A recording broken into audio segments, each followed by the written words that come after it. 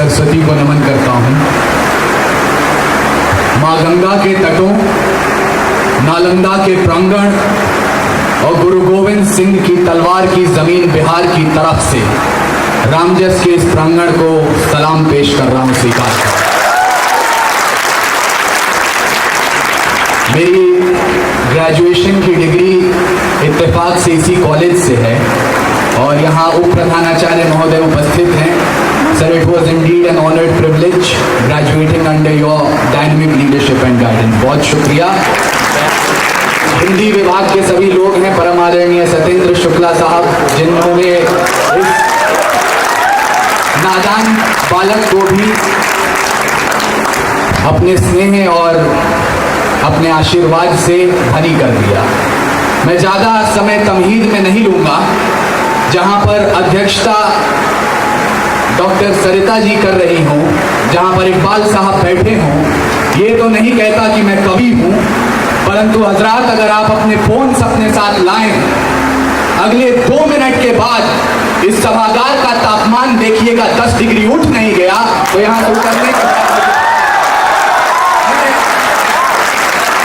और यदि रामजस का ये ऑडिटोरियम है तो मुझे लगना चाहिए मैं अपनी जमीन पर खड़ा हूं। पहली 2 पंक्तियां आजादी का अमृत महोत्सव उसके नाम कि मैं उनको शब्द चढ़ाता हूं, फूल नहीं है मेरे पास, मैं उनको शब्द चढ़ाता हूं।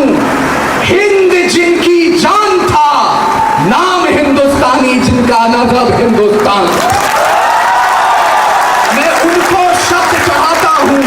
हिंद जिनकी जान था, नाम हिंदुस्तानी जिनका मजहब हिंदुस्तान था। रक्त से रंगते थे धरती को अरियों की ललकार पर, जय हिंद का नारा सदा लिखा था जेलों की दीवार पर। अरे बदन पे बंधी थी भेड़ियां, दिल मगर आजाद था, और रक्त के अंतिम कतरे में भी भारत जिंदाबाद। रक्त के अंतिम कतरे में भी भारत जिंदाबाद था। और मैं जिस भारत देश की बात कर रहा हूं, यहाँ पे जर्नलिज्म के बड़े नाम उपस्थित हैं। आज एनसीईआरटी की पुस्तकें पढ़ाती हैं कि 14 अगस्त मध्य रात्रि 2 दस्तावेजों पर दस्तखत हुए और आजादी हमारी झोली में आ गई। क्षमा चाहता हूं, ऐसा नहीं हुआ था। कतरा कतरा खून दिया था, दी जवानी जुनून दिया था। खड़े अंग्रेज माने नहीं तो गोलियों से भून दिया था। गोलियों के गाल नहीं थे, ना आवाज मजीरों की, खनखनाहट गूंजती थी सेल्यूलर में जंजीरों की। राजनीति से मिली नहीं है, नहीं खरीदी पैसों से, सौदा लहू के मोल हुआ था। भगत सिंह जैसों से और माओ ने गोली खाई थी। बेटे लटके फंदों पर, आजादी की डोली उठी है कुर्बानी के कंधों पर। आजादी की डोली उठी है कुर्बानी के कंधों पर।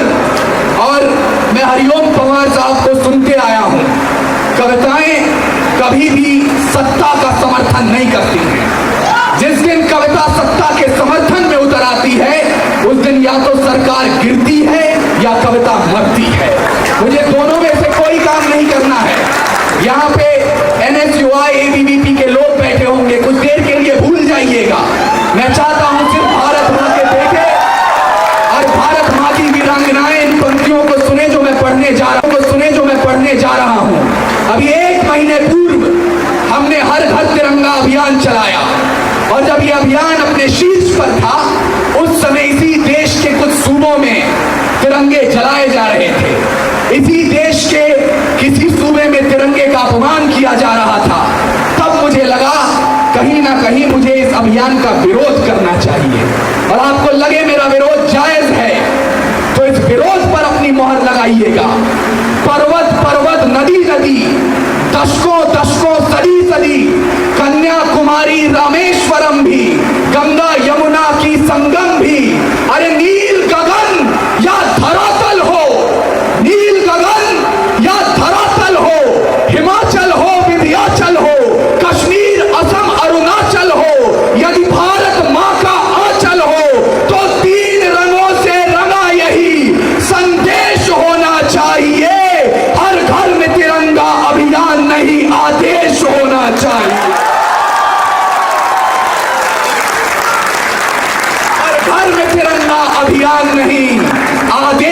होना चाहिए।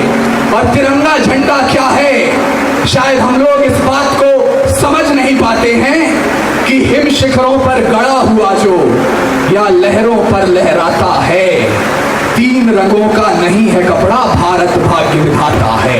हम सबकी पहचान सदा आजादी का अभिमान है, ओढ़ सके बेजान शरीर जानदार अरमान है। ऐसे तिरंगे झंडे पर कोई कालिक रगड़ने लगता है, या आतंकवाद की आंधी में ये ध्वज उखड़ने लगता है, या फिर भारत स्वाभिमान को कोई चांटे चढ़ने लगता है। अरे 3 रंगों से एक पर भी यदि कोई दाग लगाता है, तब भारत का अमर तिरंगा खून से धोया जाता है। यहाँ युवा पीढ़ी बैठी है, आपसे प्रेम की बात होगी, मोहब्बत की बात होगी, मैं उसके विरोध में नहीं हूं, परंतु मदन मोहन समर साहब कहते हैं कि मोहब्बत यदि तन से हो वो वासना होती है, मोहब्बत यदि मन से हो वो भावना होती है, मोहब्बत यदि आत्मा से हो वो साधना होती है, पर मोहब्बत अगर राष्ट्र से हो वो आराधना होती है। तो मैं राष्ट्र की आराधना के लिए यहाँ हमारे सभी बड़े कवि मौजूद हैं, उनको सूचित करना चाहता हूं कि जवानी यूथ का मतलब क्या है।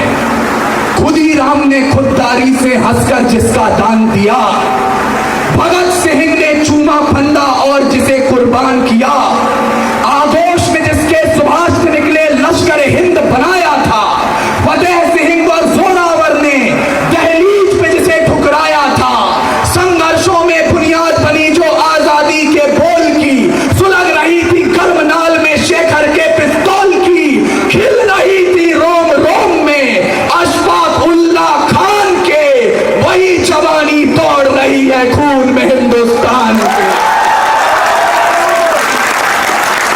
वही जवानी तोड़ रही है खून में हिंदुस्तान के। और ये जवानी आक्रोश चाहती है, ये जवानी क्या कर सकती है और इस जवानी को क्या करना चाहिए, यदि हमें ये समझना हो तो ये बात हमें माननी पड़ेगी कि सत्ता का ये मत है कि वो कानून बनाए। यदि आपको पसंद नहीं आता है, आपका मत है, आप विरोध करें, जैसे अभी बाहर विरोध चल रहा था, लेकिन इन दोनों के बीच, सत्ता और विपक्ष के बीच जो बात हमें नहीं भूलनी चाहिए वो ये है कि ये सियासत, ये सत्ता चाहे रामजस की हो, डीयू की हो, भारत की हो, दिल्ली की हो, ये 10 वर्ष, 20 वर्ष, 25 वर्ष की है। भारत देश 5000 वर्ष पुरानी सभ्यता है। जब पूरे विश्व को चिन्ह ज्ञान को छोड़िए, अक्षर ज्ञान तक नहीं था, तब हमने 4 वेदों की रचनाएं कर दी थी।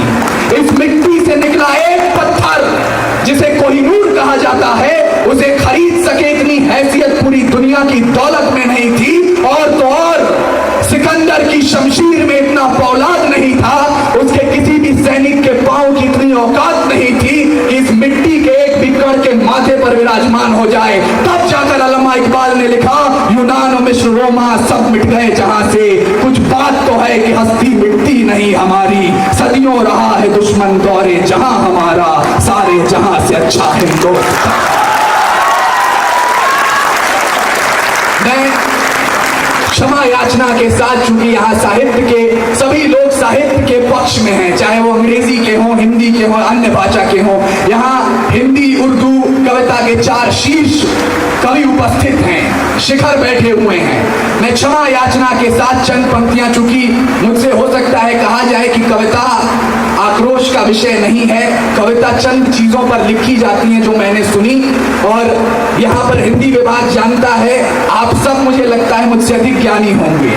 मैं कविता की जो परिभाषाएं होती हैं हमारे किताबों के माध्यम से उन पर खरा नहीं उतर सकता हूं, लेकिन मैंने ये विषय क्यों चुना, इतना जान लीजिएगा, आपने बचपन से कविताएं पढ़ी होंगी, प्रकृति से लेकर के हम आगे तक पढ़ते हैं।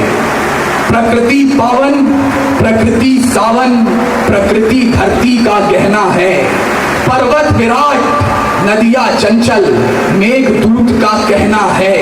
पर्वत विराट, नदिया चंचल, मेघदूत का कहना है, मान माँ यशोदा, माँ कौशल्या, माँ एहसान खुदा पर है। इश्क में तुम हो, इश्क में हम हैं, इश्क में धरती अंबर है। इश्क शिकस्त है, फतेह भी इश्क, इश्क ही तय है, सतह भी इश्क। मानता हूँ इस दुनिया में आज तलक भी अमर इश्क है। लैला मजनू के किस्से या मुमताज की कब्र इश्क है।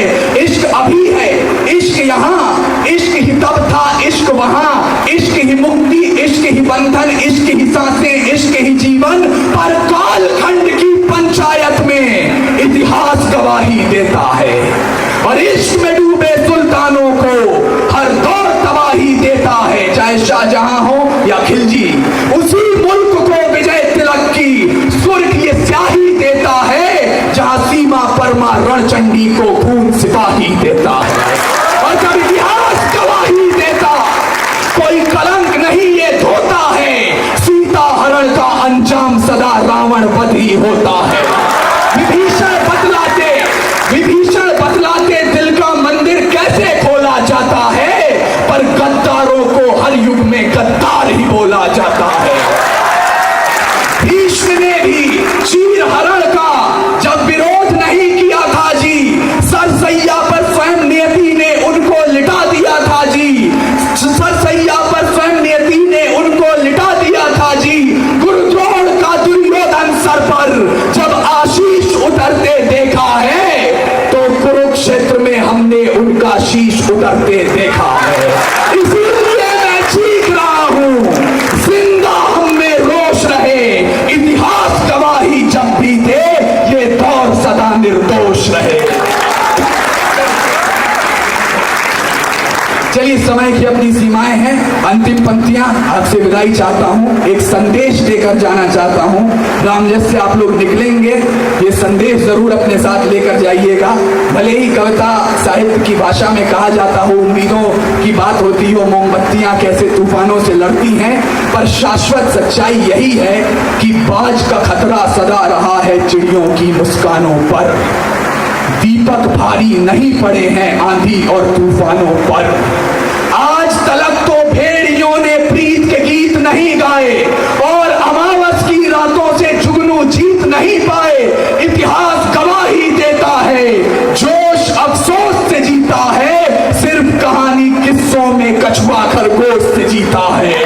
फिर परवाज की चिड़िया पर तनिक नहीं इतराती है, हाथ जोड़कर मधुमक्खी भी छत्ता नहीं बचाती है। अंबर की नपाई जैसे पंखों से की जाती है, शहद के छत्ते की रक्षा भी डंकों से की जाती है।